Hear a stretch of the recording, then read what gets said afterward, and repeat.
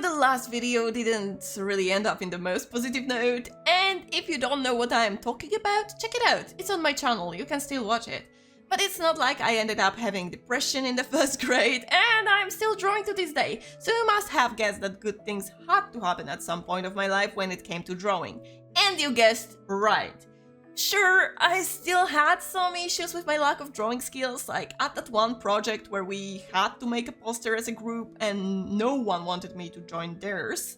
It didn't help that my extrovert bestie was absent that day, so my teacher forced me to join a group that obviously didn't want me because I was not good at drawing. It hurt when they only let me color the roof of the house, possibly thinking that it would be the one thing that I wouldn't mess up.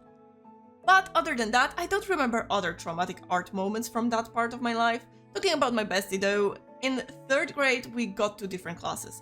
Her getting into a sports profile while I stayed at our usual one cause I apparently sucked at sports as well.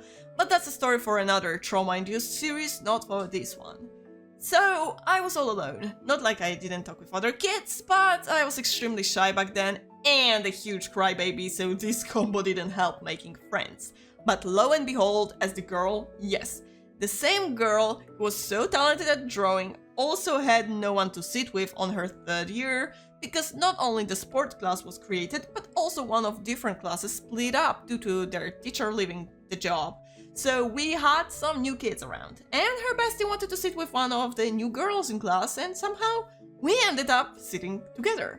I will be calling her Arts from now on to keep her real name away from the video. Honestly, I cannot remember clearly how it happened, but it just happened. She was a shy girl as well, so I guess my social survival skills told me to become a fake extrovert, so we both won't end up being shy, awkward kids around each other. And it worked like magic! Soon enough we would be talking constantly about our favorite cartoons, playing the same games, and exchanging collectible illustrations. We became close friends. At some point, there was another girl who joined us, which I will be calling Freckles, and that's how our childhood trio of besties was formed. But back to the art topic. For some reason, I kept on drawing. I wouldn't say I had any specific memory of where this urge came from, but soon enough, this passion collided with my childhood interest. So it was not much of a surprise that my first artistic dream was to create my own game with my friends. How naive we were thinking it would ever happen. You see, my sister was the one who found out about the wondrous game that was nothing else but Club Penguin. I was obsessed with it, and I made my friends obsessed as well to have company in my obsession. But soon enough we realized the sad truth. Almost everything was blocked if you didn't have a paid membership.